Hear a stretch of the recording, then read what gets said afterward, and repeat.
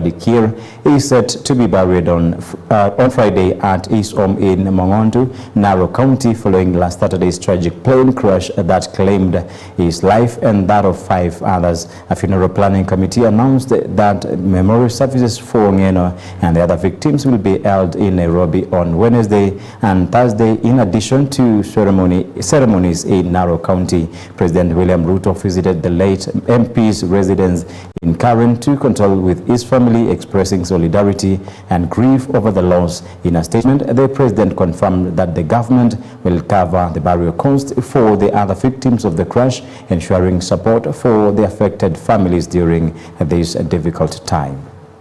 I know what Ngeno stood for, and I know how difficult it is for the residents and the people of Dikir.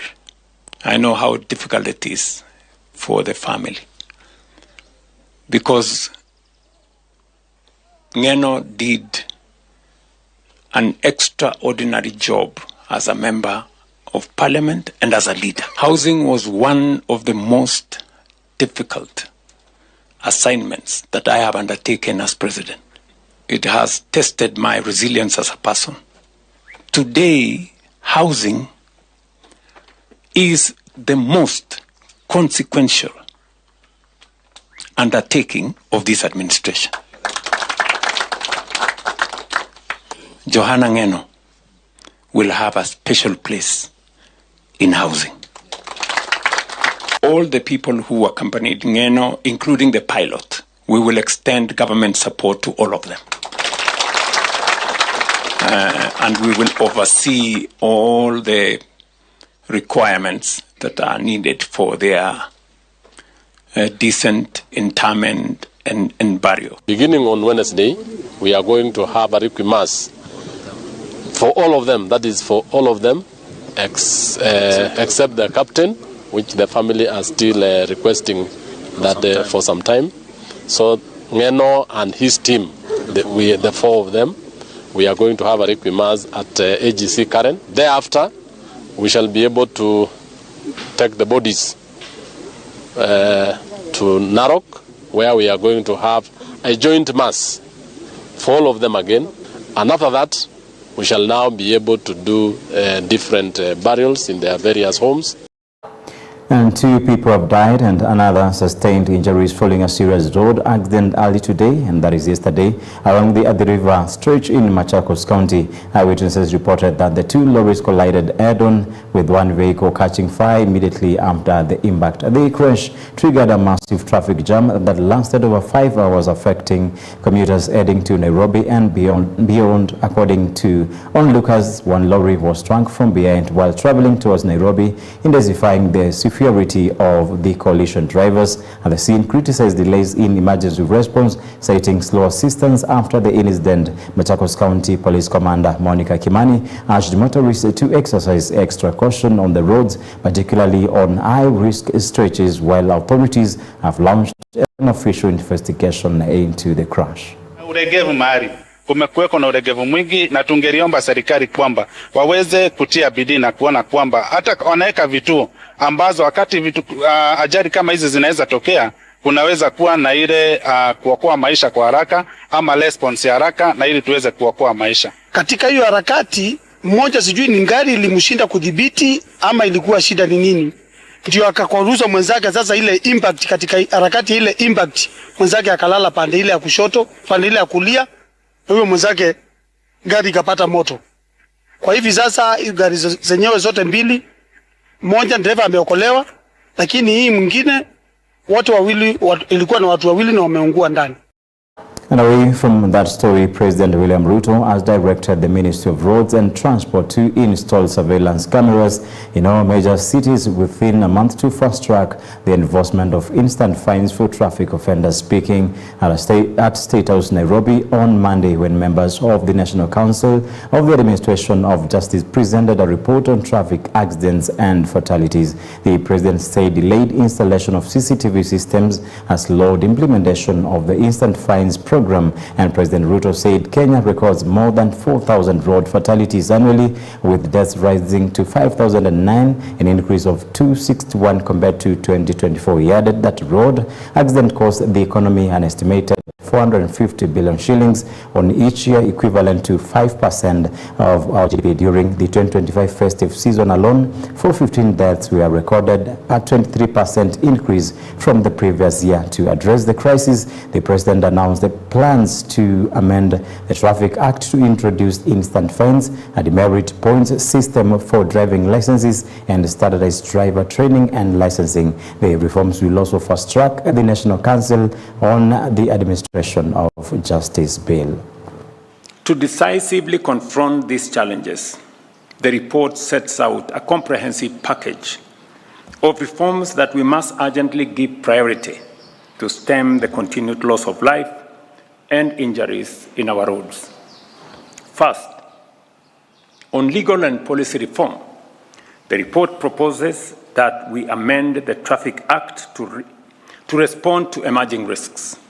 Key measures include the introduction of instant fines and a demerit point system for driving licenses, the standardization of driver training and licensing, and the fast-tracking of the National Council of Administration of Justice Bill.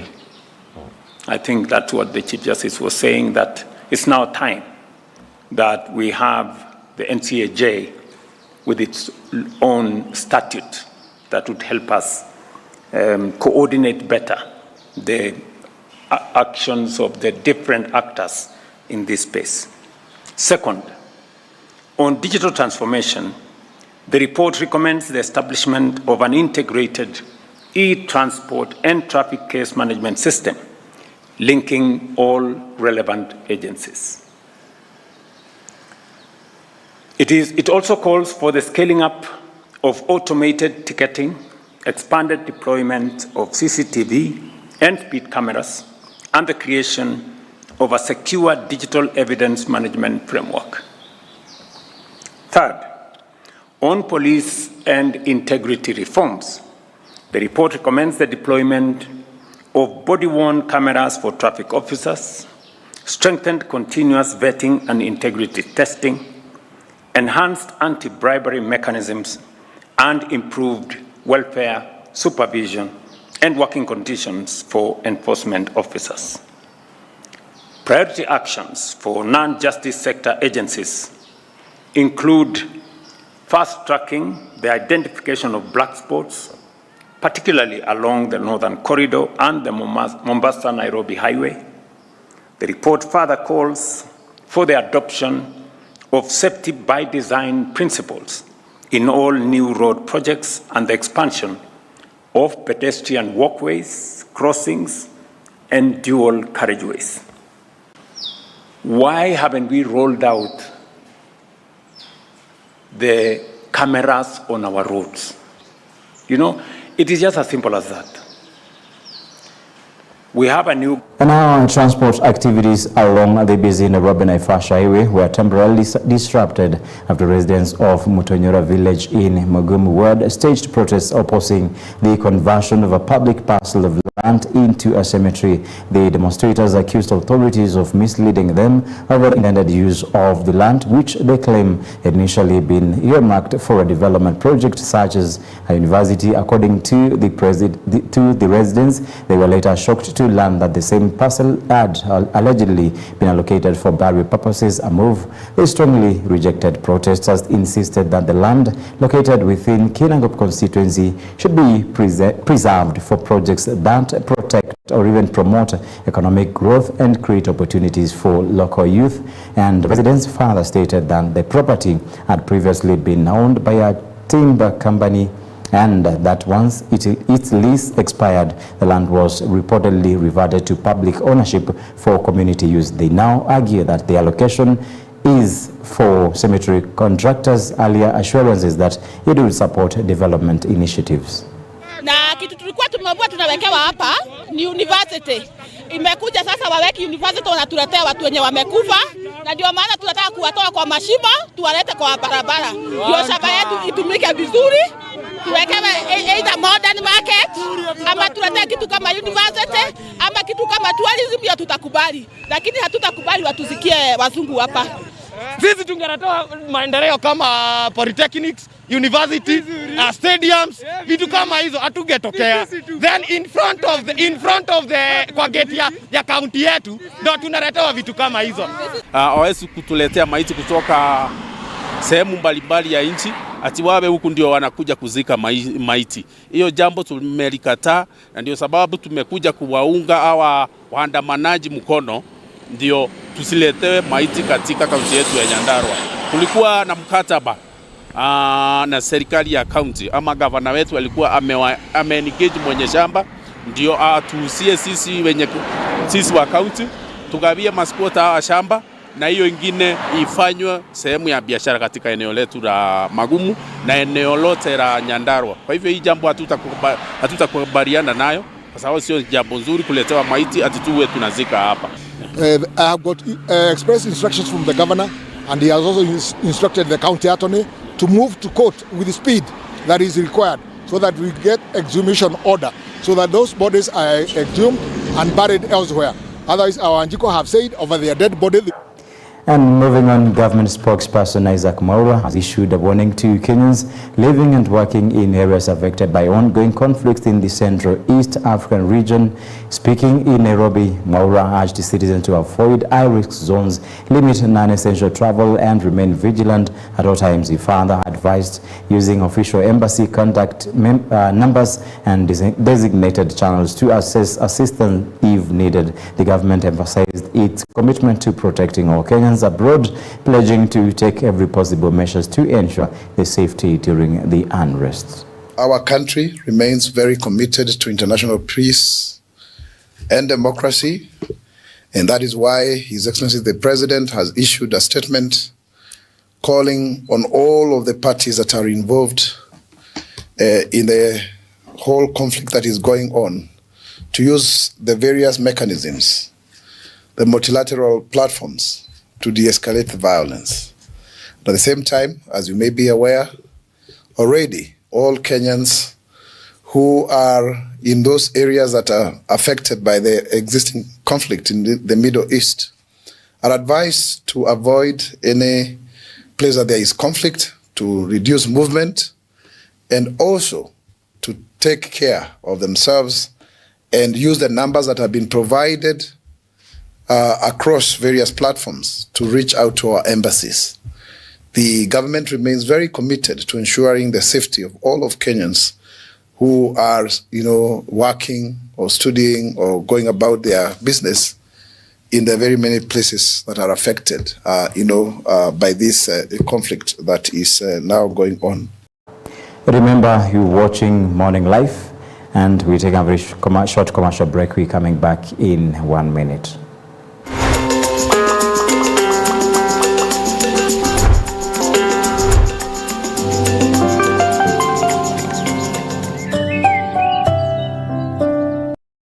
On a different story, President William Ruto has strongly condemned recent attacks targeting the United Arab Emirates, Qatar, Saudi Arabia, Iraq, Oman, Kuwait, Jordan, and Bahrain, describing the escalating conflict as of the Middle East as a serious threat to regional peace. Speaking on the matter, President Ruto emphasized that the intensifying hostilities pose a significant risk to stability and called for restraint among all parties involved. Meanwhile, Ali Golampur, Iran's ambassador to Kenya, addressed the media in Nairobi, assuring that Iran will not target U.S. military installations in the country. He defended Iran's actions in the region, stating the strikes against Arab monarchies were a form of self-defense against U.S. and Israel activities, which he claimed led to the death of Iranian leader Ali Khamenei.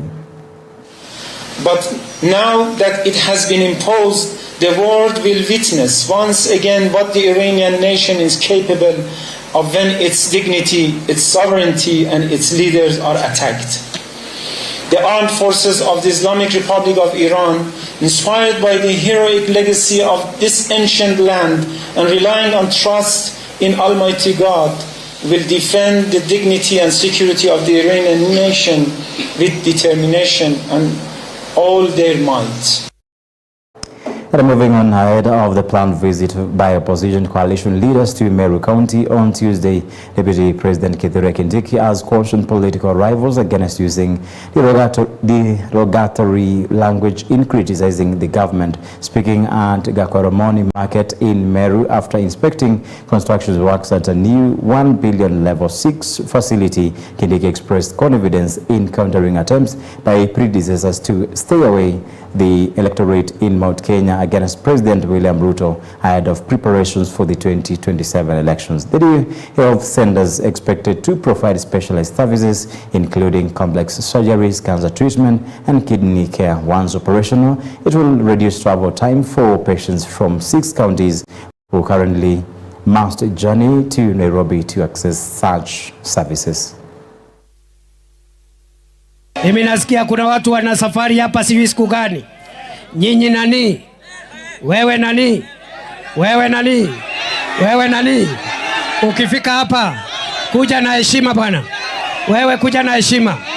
Usikuja na madharau. Usikuja na kiherehere. Usikuja na kimbelembele. Sisi hapa hatupendi madharau. Na sisi hatuna shida na mtu yeyote. Bora ukuja na heshima. Useme mambo yako alafu kwende. Kwa sababu sisi sio watu ya fujo, lakini hiyo madharau ukiendelea nayo, ukikataa kuachana na hiyo tabia ya matusi, wewe tutakuaibisha bwana. Wewe nani wewe? Wewe nani? Wewe nani? Niseme nisiseme?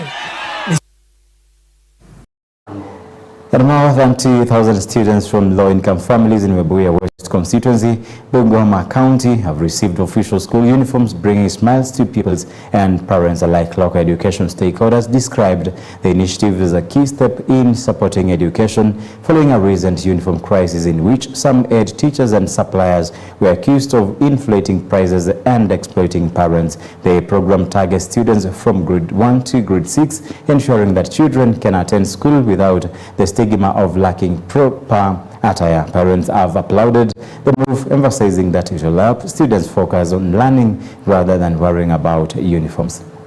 Jambo hili tulizingatia kwa darasa la kwanza hadi la 6 kwa sababu there is a transition. Ukifika grade 6 kuna transition ya kwenda kwa shule nyingine, so ndiposa tukaconcentrate from grade 1 to grade 6 because from there hizo uniform, hizo sare hazitakuwa na maana.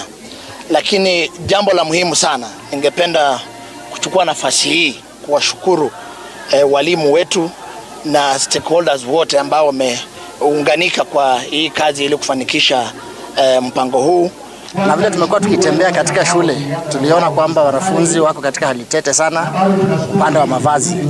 That's why Mheshimiwa Wasu hapa hivi akaamua kwamba avalishe watoto 2,000 zaidi ya 2,500 uniform.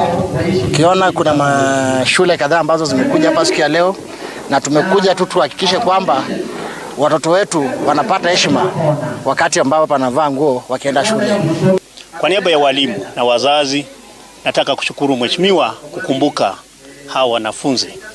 Ni wanafunzi wa umri mdogo sana, na ni jambo ambalo hawatasahau maishani mwao. Ni jambo ambalo litafanya hawa wanafunzi wakae shuleni kusoma kama wanafunzi wengine, kwa sababu walimu walikuwa wanagagua wanafunzi ambao wanatoka kwa familia ambazo hazijiwezi. Ukiangalia nguo ambazo wanafunzi walikuja nazo hapa asubuhi zilikuwa zimeraruka, lakini saizi wanafunzi wamevalishwa nguo rasmi za shule zao. And construction of a modern twin tower hospital complex at the Meru Teaching and Referral Hospital is gaining momentum in a landmark of 1 billion expansion project set to elevate the facility to a level of 6 National Teaching and Referral Hospital. The new complex will introduce highly specialized medical services, including delicate surgical procedures, cancer treatment, and kidney care services that are currently only accessible in Nairobi-based level 6 facilities. Once completed, the upgrade is expected to significantly reduce the financial and logistical burden faced by residents of Meru and neighboring counties, including Tharaka Nithi, Embu, Isiolo, Marsabit, and Laikipia, who have long been forced to travel to the capital for critical and chronic illness treatment. During an inspection tour of the ongoing construction works, Meru County Governor Mutuma Methingia called on contractors to expedite the project while maintaining high-quality standards to ensure timely completion. As you are aware, the government has decided to upgrade this hospital, and we have already started the process of aligning the facilities and the processes and the human resource capacity of this hospital, so that it can be assessed and upgraded from the current level 5 to level 6. As you are aware, level 6 is a national teaching and referral hospital, and it is therefore going to be the same level with the other level 6 hospitals we have in the country, like Kenyatta National Hospital, like KU Teaching and Referral Hospital, like Moi Teaching and Referral Hospital in Eldoret, and this hospital will continue serving even better the residents of Meru County, Tharaka Nithi County, some from Embu County, this side of Runyenjes, Isiolo, Laikipia, some from Marsabit. I'm told they come here, especially for those who have critical illnesses. So we are looking at a facility that is serving 5-6 counties, and we are going to work hard and implement the directive of His Excellency the President, that this hospital be upgraded in terms of facilities, in terms of procedures, in terms of human resources, so that it can be elevated by the Kenya Medical and Dentist Practitioners Council to become the new level 6 in this region. The residents of this region will have no reason to travel to Nairobi or to travel elsewhere for any kind of treatment. So we are going to get the best specialists, doctors, we are going to get the best medical personnel and the best facilities. And we are running this program simultaneously. Morning Life is taking a very short commercial break. We're coming back with a newspaper review.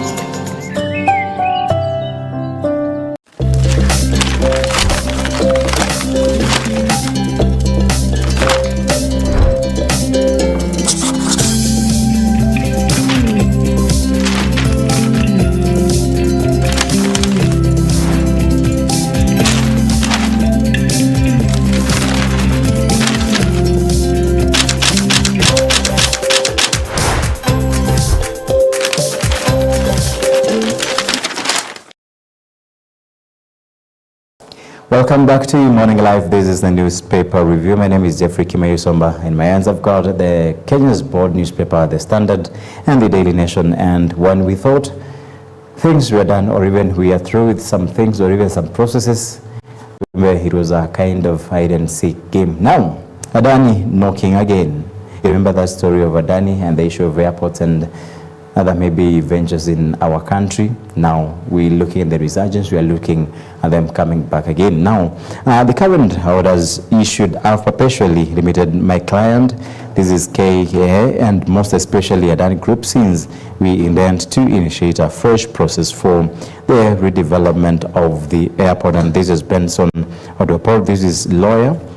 And we've what's clear that Ruto's government is looking for any illegal path void of public participation. Conservatory order as issued by the High Court is a 360-degree High Court protection of the JKA from Adani or another party from touching our airport. And this is Tony Gashoka, he's an activist. Then it's all about the issue of cunning maneuvers, where one of the stormiest issues that shook the Ruto administration in the aftermath of International Airport to controversial Indian billionaire Gautam Adani and the guise of upgrading it. Now, days after a fresh court session on the matter, members of the opposition claim state operators are hunting for legal loopholes to quietly push Adani back into a deal on JKIA.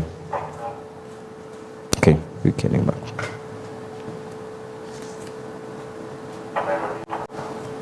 Right here, there's a story on the top page of the Standard, and you can get it from page 4 and 5 of the same. Now, the page 2 of the Standard, Zimbabwe, Zambia now rejects U.S. health funding deal over data fears, and the Kenya's agreement with America was suspended by the High Court following a petition. The new approach seeks to link funding to access the healthcare data and minerals. Then that is page 2. Athletes lose bid to stop doping ban. Court sends case to tribunal, and that's a story you can check from page 3. Now page 4, Adani plots come back months after losing first round in 258 billion shillings airport deal. That's a story you can read from page 4 and 5 of the Standard. Now moving on, it's all about the black box data expected to shed light on deadly chopper crash, and I think this is what happened on Saturday for Emurua Dikir MP and other 5 who fell on a crash or died on a crash on Saturday last week. Now, investigators are studying flight records, wreckage, and witness accounts to determine the cause of the crash. The recovered components will be shipped overseas for metallurgical and technical analysis, and that's a story we read from page 6. Then Ngeno left mark on Rift Valley musicians say they feel offhand after MP's death. They recall his support for young talent, youth education, and regional cultural unity through music events. And the story you can also keep on reading on MP Ngeno on page 7. Then moving on, Sifuna ODM Ruto pact will send party straight to the opposition. Then the party's Secretary General Edwin Sifuna challenged party leader Oburu Oginga's push. Open contradiction among the party leadership lays bare clear fault line.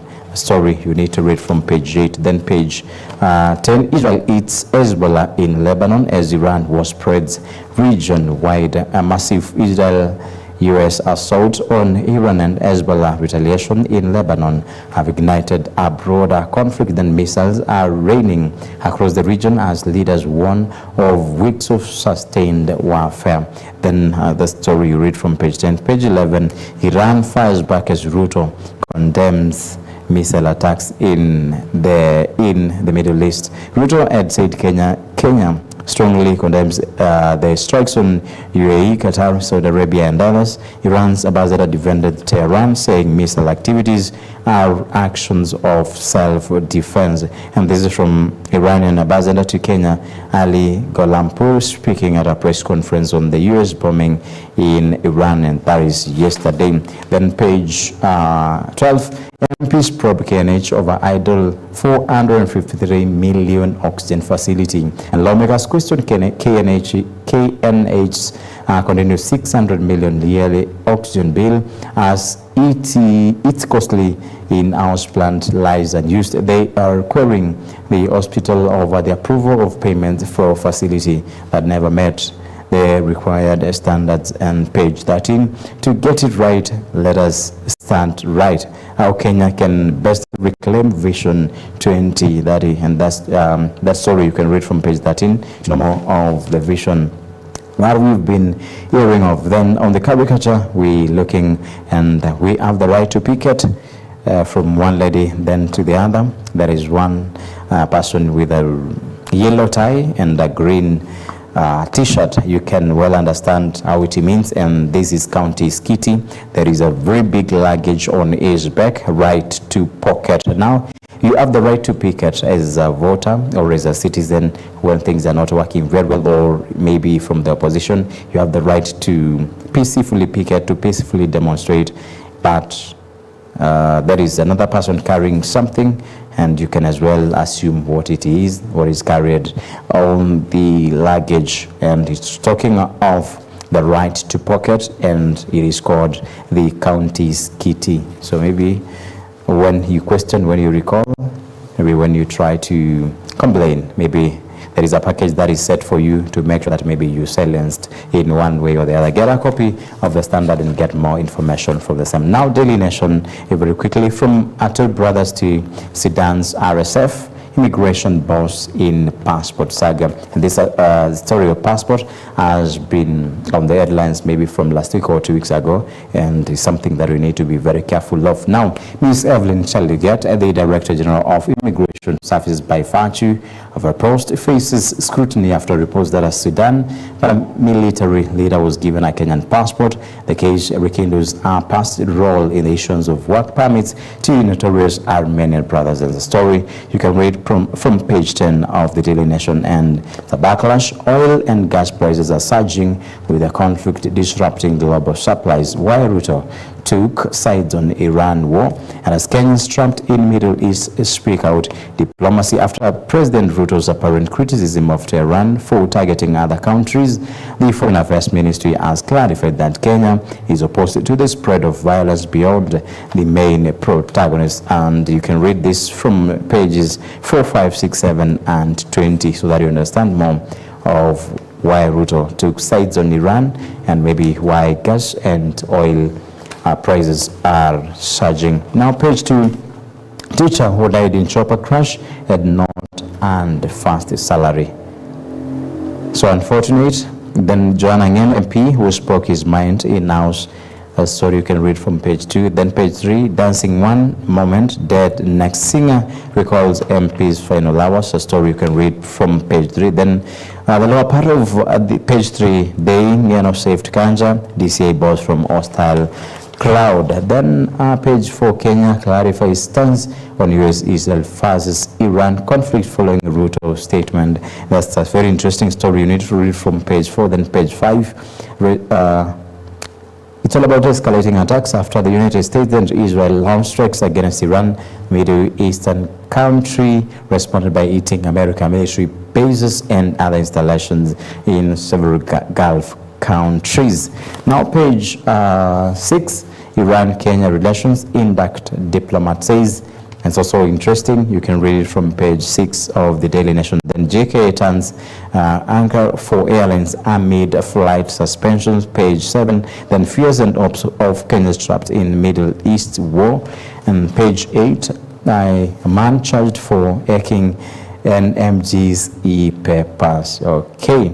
And that is the business that he was doing from yesterday backwards, and he was fined 200,000 shillings. Anthony Mwanzia Kimeu and the Milimani Law Court in Nairobi yesterday, where he was charged with illegally accessing and selling Nation Media Group's e-papers. People are not idle in this country, but that's not how you are not supposed to do your business in this country, because there are rights, and maybe these are the works of a person that you are not maybe supposed to interfere with. But now let the law take its own course. Now, from Atul Brothers to Sudan's RSF, immigration boss in passport saga, from page 10. Then page 12, governors snubbing Senate summonses now risk arrest and fines. Then I skip page 13 to page 14, UDA ODM deal, central figures in major clash ahead of March 7th deadline. I think that's a very nice story you read from page 14, and you can see the already departed Prime Minister, former Raila Odinga, pictured on the same story. And I feel we're ending there because we're having a very exclusive interview here just after like 2 minutes. So that is where we end the news updates. That's where we end the newspaper review. Thank you for watching. Please stay around, stick there, because we are coming back with the political interview, and in a short we'll be just around. Please stick around.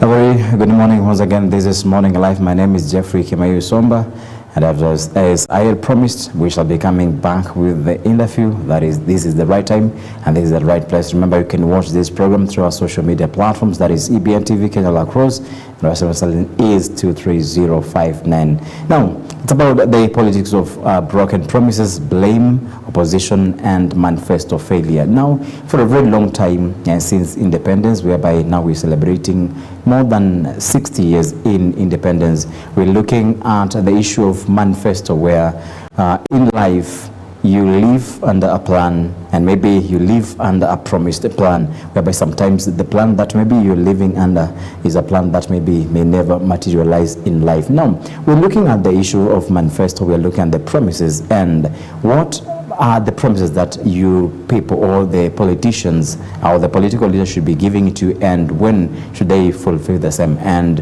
what does it mean to write a very big manifesto, then later you find nothing is coming, no fruition, and nothing is materializing from the unwritten or even from the machine written or electronic written material that maybe comes into a promise that this is what we'll be doing to you, this is what we'll be developing, this is what will be changing in your lifestyle, we shall be upgrading this, but later for the maybe 5 years that this leader will be in position, nothing will take place, and promises keep mounting and mounting.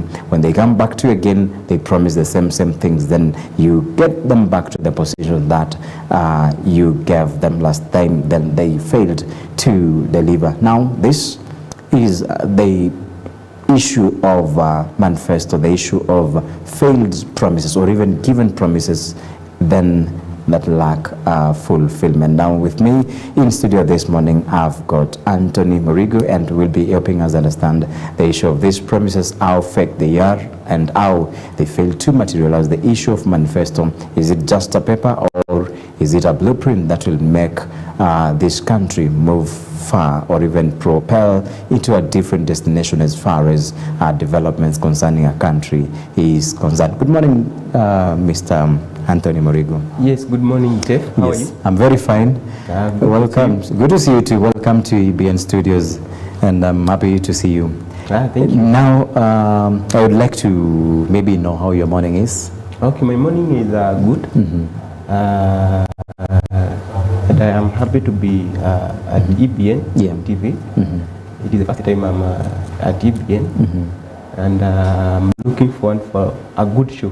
Yes. It will be. Now, before we start off, we're looking at the issue of politics of broken promises, the blame on opposition, and the issue of manifesto, and actually manifesto and manifesto failure. Now, before we get there, I think you've got the dailies on your end, or in your end, and there is an issue that has been for some times concerning the issue, or even the issue of maybe the point or even suggestion of privatizing JKIA, and that is when we came to know of this Gautam Adani. And now, after maybe some court sessions here and there, we're looking at his resurgence. Maybe he's coming back, and maybe the business will be the JKIA. Now, what is your point on the issue of Adani on JKIA, or even Adani in our country and development? Okay, thank you, Jeff. I think before I continue, I would just like to introduce myself. My name is Anthony Morigo, an engineer by profession, and currently I'm the chairperson, Nyaga Young Professional. And in 2022, I joined as a senator in Kirinyaga County. And so, over to the topic on the issue of Adani, I think there was a bill that was passed in Parliament about the executive taking over privatizing government or the public assets. And that is why we are having this issue of JKIA being privatized without the public knowing about it. So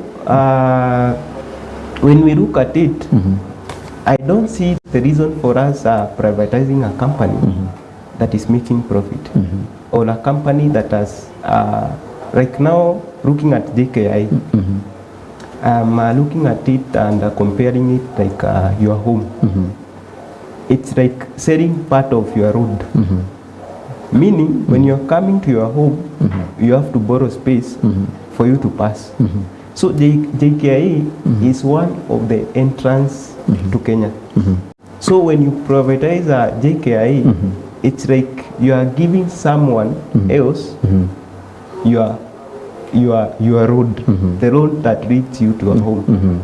So I don't think it's a good move, and we should think about it with caution. Yes. Yeah, that's great. And yesterday we were looking at the chaos that erupted in Iran. Yes. Against, or even in its war between Iran and Israel again with US. Yes. Now, yesterday our president talked of the same issue, and maybe he talked of the wastage or even the kind of loss that himself has got from the fight or even the war between these two people. Yes. Now, what do you make of the statements that Mr. President made yesterday as far as the war between these two countries is concerned? I think one thing that I know, peace is very expensive. And I'm sure due to these Middle East wrangles, we might see very soon the prices of oil going up. And the repercussion of war, I think it affects everyone, especially when we are war in the Middle East. And I think what I saw the president commenting about it, he was talking about having peace. You have that negotiation, so that we can have peace in those countries. Because if there is no peace, the cost of peace will be more expensive than we think it is. Yeah, sure. Currently, Okay, yeah, that's very great. And I'm looking at you being the chairman, Kirinyaga Young Professional. Yes. What do you do in that forum? So at Kirinyaga Young Professional, you see the current topic that we are talking about, manifesto, failed promises. So we asked ourselves as youth, what are we going to do? What is the solution? So that is why we came up with Kirinyaga Young Professional, bringing together the young professions. Remember, there are more than 1 million graduates every year. Yeah. And if you compare that to job opportunities that are available, there are few opportunities that are there. So what do? We just come together, and for this I will give you an example. Because right now we have a website, the kyp.org. When I'm doing my errand, I normally get some of these opportunities. Like now, I can get a procurement opportunity. When I look at my contact, I don't have a procurement person. Yeah. So I just let that opportunity go. But now with the Kirinyaga Young Professional, the people we on board, they register their profession. So I just post it there. It will go to the right person. So that is why we came together and registered an organization of bringing these young professionals together.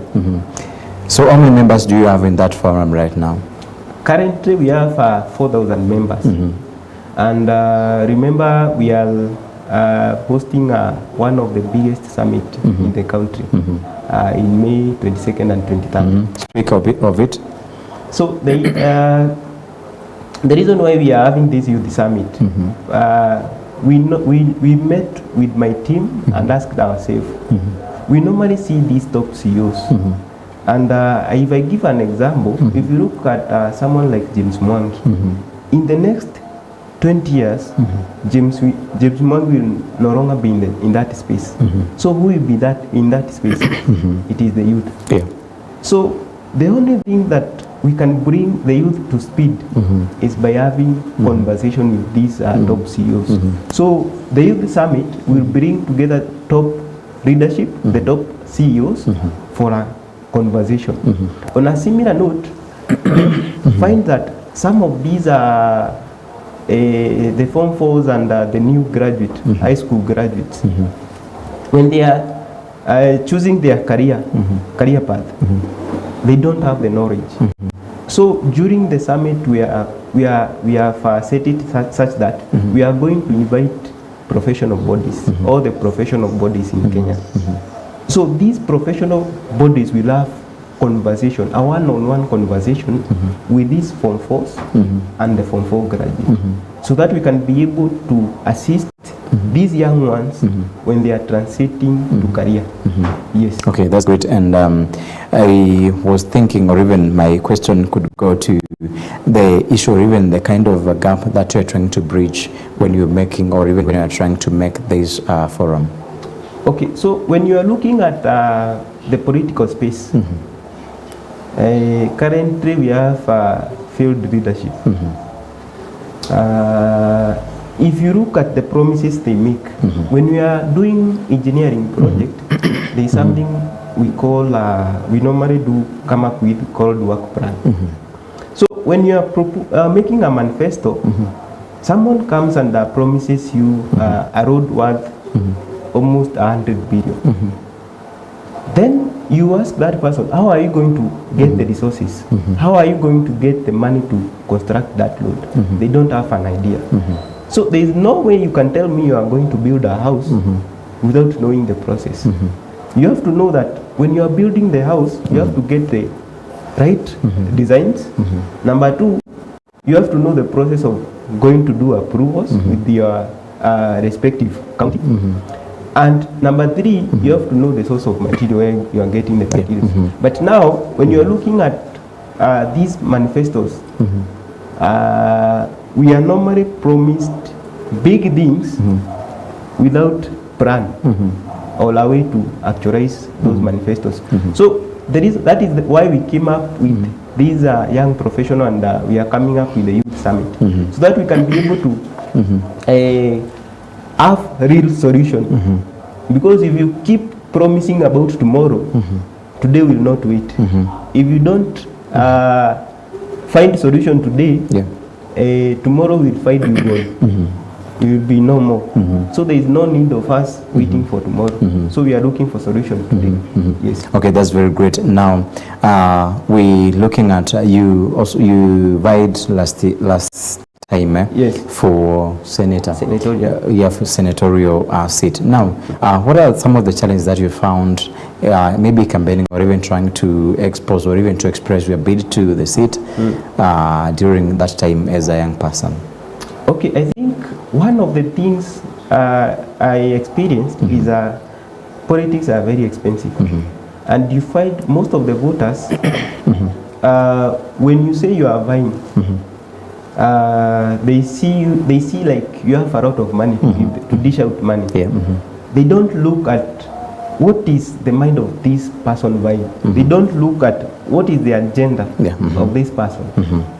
So when you come and ask for money from a youth, this youth graduated the other day, was in school the other day. So where do we expect the youth to get money? So during 2022, I had a hard time when campaigning, because people are used to the handout campaigns instead of real issues that are affecting them. So I think that narrative, I see it changing in 2027 if we continue with the trend of civic education. People are beginning to get knowledge in terms of why they should vote. Because I think the reason why we have handout, people don't understand the value of their vote. That is why we find the field system, because people don't understand the value of their vote. People only just after the voting day, that is when politics, that is when people get done with politics. But politics is a daily issue. You should ask yourself after voting, am I getting the real value from the system that we have installed, in terms of hospitals, in terms of schools, in terms of other resources like infrastructure, the roads and what have you. That is why when we look at, I think we'll discuss about Singapore, we look at the policies that made Singapore the way it is today.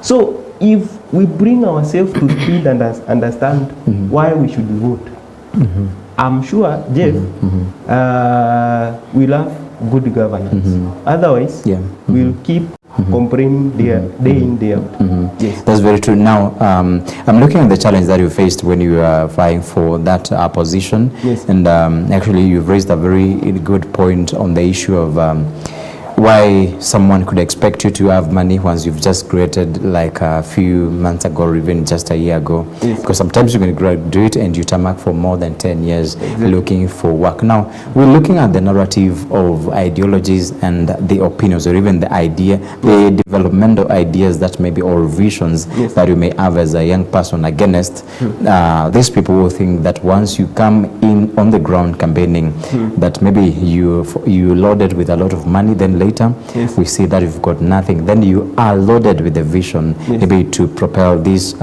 maybe a ward or even a constituency to another level. Now then there is another guy who's coming in with a lot of money with good cars, then they try to get this person. Now on this note, I'm trying to ask, what should be the value of a vote? I think I'll give you an example. You see, in business, there's something we call investment. So in some cases, if you're running a business, you normally look for investors. And once an investor invests money in your business, there are expectations. They expect returns or profit. So on a similar note, when it comes to campaigns, if you see someone dishing money to you, that means they are doing investment. Once they make investment with you, they expect a return. So after campaign, don't complain why this person is not doing as per their manifesto, because this person did the investment with you. That is why when we are voting, the value of that vote, it is very expensive. So when they are investing in you, they know the value of that vote. So it is a high time we think about the value of that vote. I give an example. You see, like now, I'm sure parents are paying school fees currently. Parents are complaining. If you go to hospitals, people are complaining. That is the value of that vote. Yes. Okay, good. Now, then I'm also looking at the issue, is the value of that vote against now the issue of tokenism. Yes. Whereby you've talked about that investment and maybe it should have a return at the end of it all. Now, you find that maybe you may be receiving a packet of unga, that is maybe 2 kgs and maybe 200 shillings to buy burger for that one day. Now, someone may fail to, or even a voter may fail to understand the interpretation of all this, or even the kind of tokenism. Because maybe you're given that packet of unga, then the 200 shillings, that is one day. Then this is not interpreted well to the voter, that this means for the all 5 years, once I'm elected, you'll never see me again until I get back to the same. Now, why should this be the system? I think the reason why we fail, number one, we don't have we have failed in terms of civic education.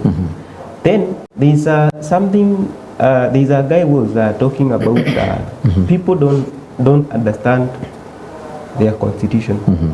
They don't have information, the right information on their constitution. They don't have the know-how on the value of voting. So people just vote. Now, there was a time I was talking to people. You hear people saying that, wacha tupigie huyu hata yeye aende akakure. I mean, we vote for this one so that he can go and eat in the government. So I think that is a bad narrative. We should base it on agenda. We should base it on solution, and we should ask ourselves, if we vote for this person, is this person really going to implement what he is saying? We look at the procedural steps in terms of implementing the manifesto, the ideas. Yes. Okay, that's good. Now, you being a young person, and maybe you have that forum where it involves young people and a young generation.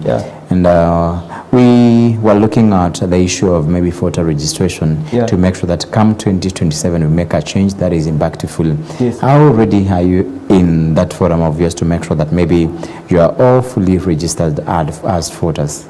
Okay, I think there is a youth summit that we are bringing on in 22nd May and 23rd May. And during that summit, we expect more than 10,000 per day. So it is a two-day summit. So we expect around 20,000 youth.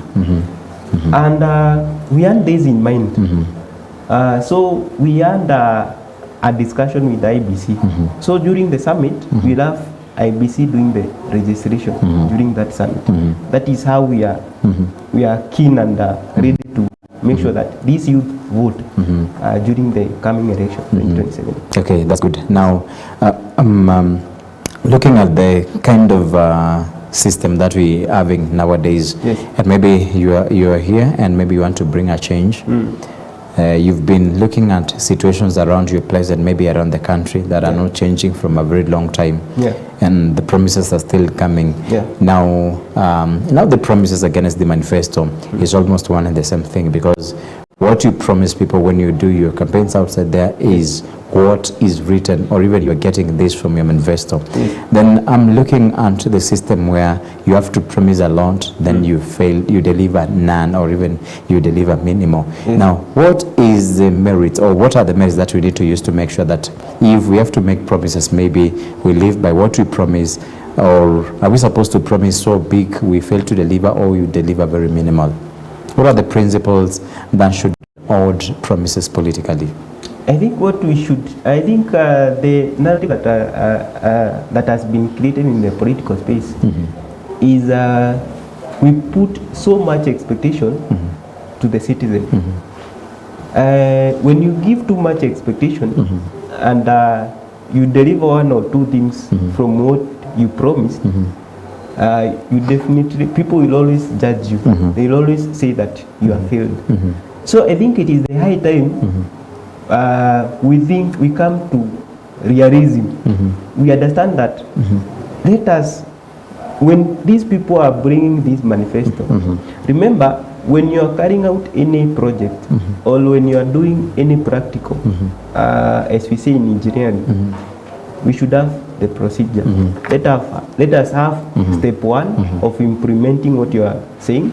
Let us have step two of implementing what you are saying. Step three, until that thing is done. Then at the same time, there is something we call budgetary.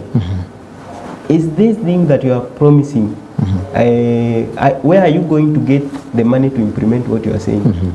Let us have that real conversation. I remember during 2022, we had a conversation with the Moya community. They are rice farmers. So we were looking at the rice production. These people normally get income after selling rice. So we were asking ourselves, remember, during rice production, we normally have ask. These ask, they are normally thrown away. So I was asking them, what value can you add to ask to increase your income? Because that is a real conversation that these people should have. You should have conversation on what you have, what you are having. So I was telling them, if you look at the ask is one product that can be used to make so many items. We have the you can use ask to make these papers. You can use ask to make a lot of stuff. I was telling them there are so many investors who are willing to fund innovative ideas. So we can use that channel to be able to converse with these investors, create a good environment for these investors, have them come and invest in Moya, use the same rice ask to create a factory that in the long run will create employment, in the long run will increase the income of these Moya residents. So when you are having such conversation, you are talking about the procedures of implementing your manifesto.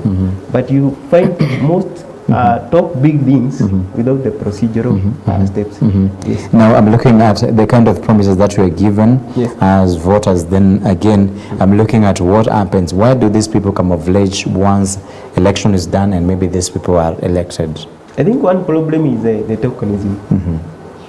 I talked about these people doing investment. So if these people spend millions of money with you, what do you expect? They will not perform. They have to get the return for their investment. So that is what happens. Okay, now you're coming in there, or even that forum of yours, I think you have a way of trying to maybe breed some leaders from the same, young leaders from the same forum. Now, what change, what different aspects are you bringing in leadership? We normally have conversation. We have some of them vying. I normally tell them vying is not, leadership is not just leadership. You should know what you want, and you should make an impact to your people. When you are being called to be a leader, remember history will judge you. If you perform poorly to your people, history is ruthless. So you have to be up to speed in terms of what you want and what impact you want to do to your people. And that is why you find that I think most of these young leaders who have been elected, most of them have performed. If you look at the ranking, most of the MPs who have been performing, they are youth. So most of them, they hardly invest much in politics. That is why you see them, when they get those positions, they perform very well. I give an example of Pidinyoro. Look at the performance. Look at the policies that this guy is implementing. And you look at that mind. That is what we want in the political space. Yes. Okay, now I'm looking at what you promising to change come 2027, or even an election year, that in elections that will be coming for this country.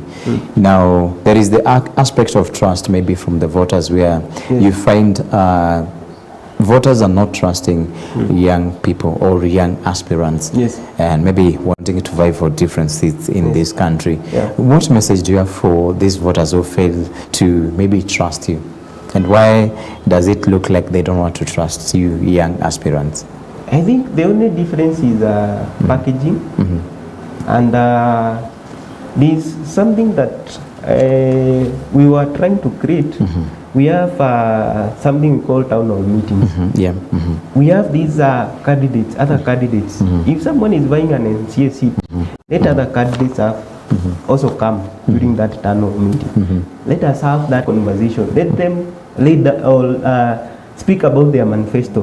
Let people question these manifestos during the town hall meeting. If this young person is much better than these other panelists or these other candidates, I'm sure they will definitely stand out from these other moneyed candidates. Yes. Okay. Now I'm looking at sometimes, most of the times when you make a promise and maybe it fails, you fail to fulfill it.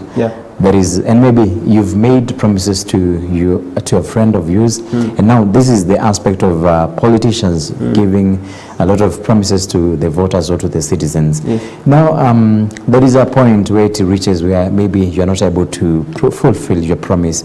Now I'm looking at the justification that you have to remain as yourself, that maybe you did not promise anything, maybe the promise failed. Now how do you justify the broken promises that, yes, I promised, but I've not done? I'm still the same friend. I'm still the same politician who will be coming back to come 2027 or in election year. How do you justify, how do these leaders justify broken promises? I think they come with tokenism. They justify with money. You see, especially if you look at most of the voters, once they get money, they forget about the promises. That is the problem. And you see, I can come today and tell you, once I'm elected, I'll make sure every house. You see, the way we normally have tap water, we'll have tap tea. How realistic is that manifesto? It is not. So I'll promise that, give you money, and you will go and vote for me. Do you think I'll fulfill the manifesto? No, you can't. You Yes. can't. So that is where we are having the problem. Okay, just make a reminder to our voters. So this time, let us make the right decision. Your vote counts a lot. I'll give an example of, I normally use Didinyoro. Yeah. Look at Didinyoro. Look at the implementation of CDF. There's something Didinyoro was talking about. If you look at the CDF implementation, when Kibaki brought about CDF, it is a constituency development fund. It is supposed to develop your constituency. So if that money is not circulating in your constituency, if your constituency is getting 200 million or 170 million, that money should revolve within your constituency. That means for any tender, if they are doing classes within your area, that money should benefit the foodies and the other skilled laborers within that area.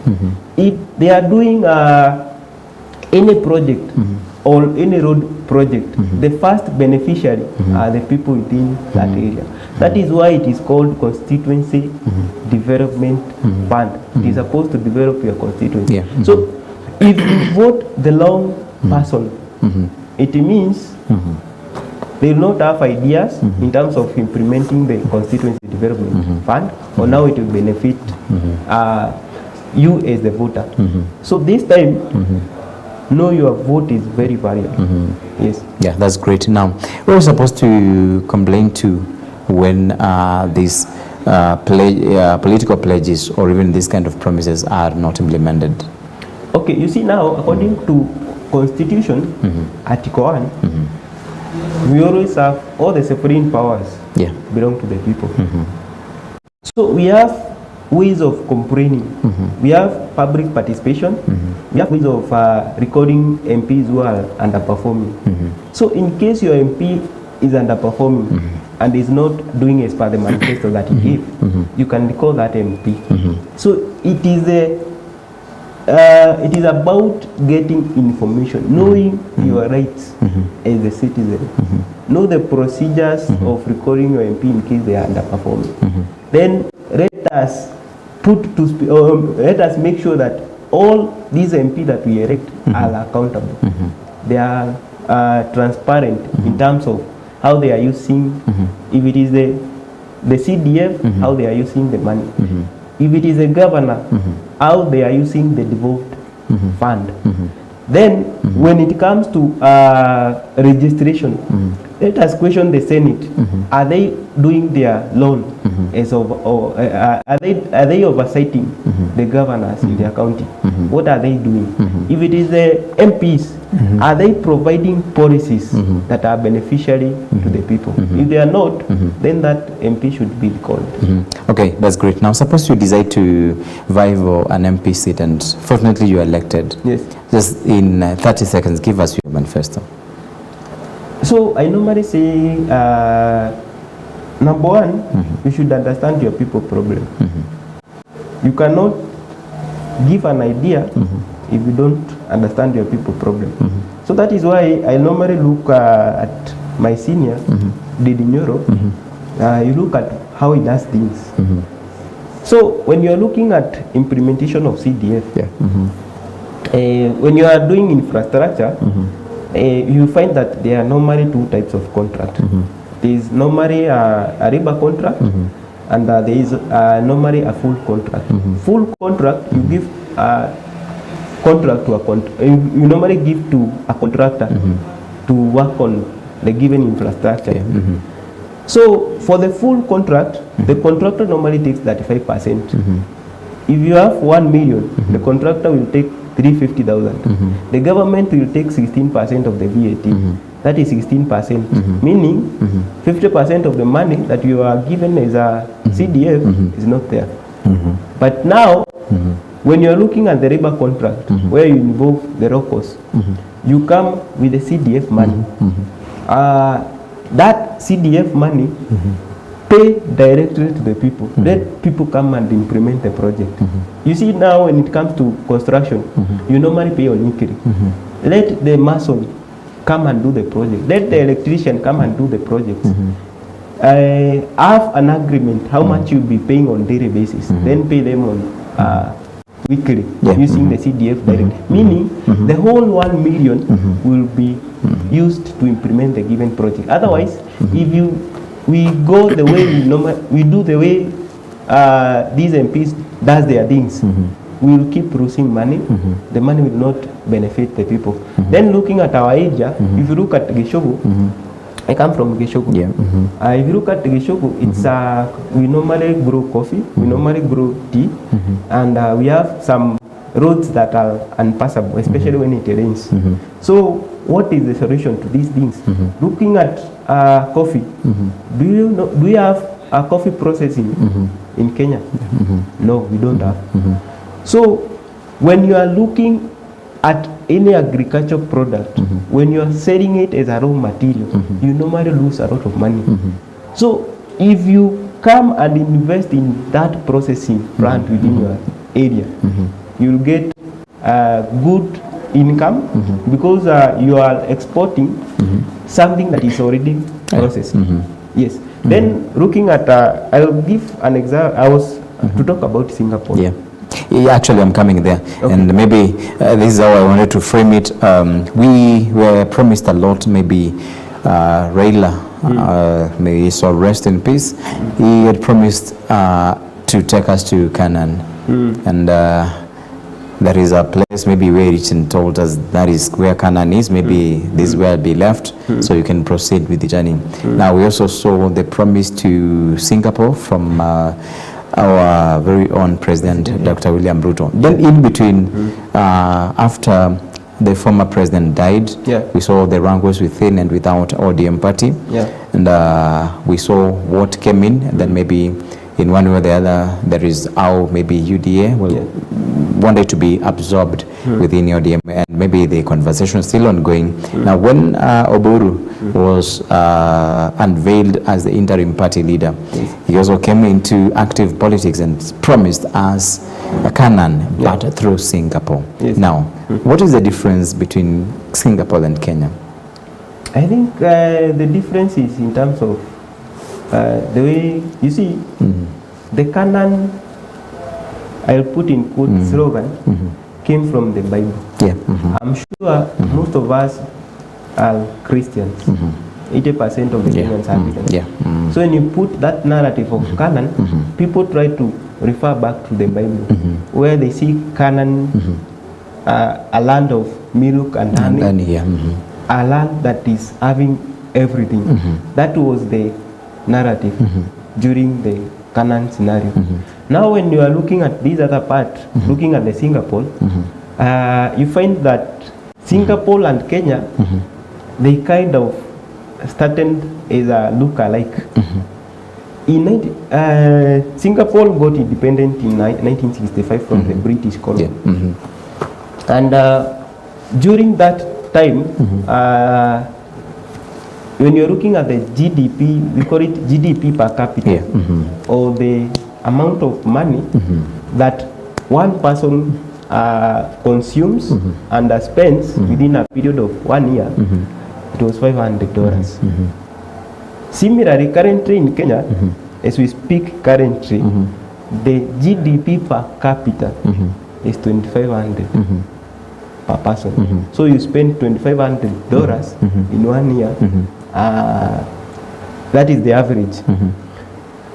So if you're comparing Kenya and Singapore, they were look-alike before the Singapore got independent. But now the only difference is the way we implement our policies. So if you look at Singapore, number one, these people are able to invest in something we call basic education, ensuring their people are enlightened, something we call the human capital. So if you're looking at the production capacity of, if you invest in information to an individual, it means you are increasing productivity. That is what Singapore did. Then in 1980, the Singapore implemented, you see, there were during that time, most of the labor was, we call it human intensive. They were relying so much on human beings. So they invested more in terms of skilled, the skilled humans, or they invested in skilled laborers. Then they invested in machinery, labor, meaning the productivity increased and the amount of production, we call it production per hour, obvious increase, because the machine can be able to do can be able to operate within 24 hours. So if you compare that with the Kenya currently, do you have that? How much are we investing in human capital? How much? You see, we are increasing the fees in education instead of thinking of how we are going to reduce so that each and every kid within the country is able to access this basic education. We have to look at it and compare with the way Singapore started for us to be able to get to the Singapore. Remember currently, the GDP per capita currently for Singapore is $93,000 per year. Compare that with Kenya, 2,500. Okay, now in maybe 30 seconds, what do you think we can get to Singapore as Kenya? Number one, we have to make education free for everyone to access it. Education is not free. Then number two, we have to, as much as possible, we have to have predictable taxes so that we can be able to attract investors. Remember, these investors, when you're investing something, you do it for, you normally do your prediction within 10 years. So if the taxes are not predictable, definitely we send away the investor. Number three, we have to make sure that corruption, we have a corruption-free country, because most of our money is lost through corruption. That is the bare minimum. Yes. Okay, now that's great, and maybe because of time I think we shall be doing something very small, and we looked at the issue of the young people. Now we're looking at the system where maybe they are so much discouraged to join this team, because once you go there with the goodwill of maybe developing your region, maybe you are discouraged from doing so because of the political bases that and backgrounds that we have in this country. Now from your forum, what will you ensure you'll be doing if members of your forum will be elected into different elective positions? I think we have, in case of these are members are elected in different positions. One thing we always discuss with them is about accountability. You should be accountable. Even in your life, for you to succeed, you must be accountable. So same case when you are given leadership, it is a political or it is a public position that you are given. You have to remain accountable. If you are to be asked how much, if you are given, if you are if it is an NP, if it is that CDF, can you be accountable on how you spend that money from 1 shilling all the way to the 200 million shillings? So you have to remain accountable. Then number three is no one who has monopoly of knowledge. So they are different. That is why we have different professions. If you are implementing a project, always learn to reason. No better ways of implementing different projects. Okay, that's good. In another 30 seconds, what should a manifesto look like? How big should a manifesto be? You can have a manifesto that is having 2 sentences, but a manifesto that can be able to be actualized.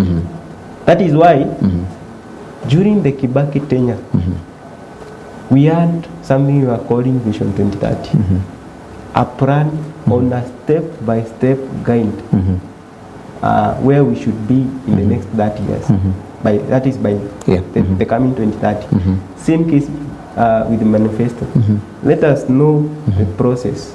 Let us know the procedure for you to implement the manifesto within. Remember, you are normally given 5 years. Let us know the procedure within those 5 years, the step by step and the budgetary.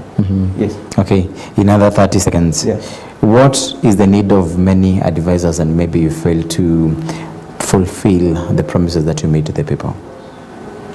I think number one, there is something we call most of the county government have been complaining about the recurrent expenditure. Yeah. Most of their money is spent towards the recurrent expenditure. When you're spending money, let us look at it as a private company.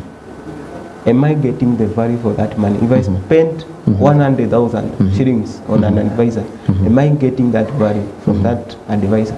If no, then do away with that advisor. Okay, that's good. Yes. Now, what is the last thing? We have a lot to talk about, but because of time, what is the last thing that you can leave the stage until you say it? I think one thing that I'll tell the youth, we have a very big youth summit. A youth summit that will have deep conversation.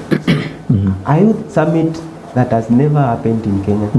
The first one to happen in Kenya, where we'll have the top CEOs having conversation with you, where we'll have some of these young readers coming to converse with you. Let us come in 22nd and 23rd. Let us come and have real discussion. Let us not be let us not sit aside. Let us be partakers. Because if you are a partaker, same case we say in the gospel, you cannot know what happens in the gospel world if you're not part of the sure. gospel. Yes. Now, a message to the people of Kishugu? Know that your vote is variable. Know the kind of leader that you vote in. When it comes to 2027, know whether you'll be raising money you'll be doing Arabis, raise money for your kids for fees. Because that vote is very variable. You can have it, you can pay 0 fees depending on that vote. You can go to hospital, you pay zero fees depending on that vote. You can have good infrastructure depending on that vote. Let us have great mind serving the people of the show. Okay, now the final thing is your final word. You say your names and what you do, then the final message in 1 minute. Okay, my name is Anthony Murigo, an engineer, a civil engineer by profession. We normally do, I have a company where we do design and build services. I've also written a book in regards to politics called Political Mask. And also, we have, I normally lead an organization in Kirinyaga called Kirinyaga Young Professional, where we bring all the profession together. We normally try to assist one another in terms of job search, opportunities, funding. In case you're in business, you can get those funding. So basically, we are here to serve the community and to serve the people, because history is very ruthless. It will judge us. Yes. And that's very great from you. And that has been Anthony Murigo, Chairman Kirinyaga Young Professional.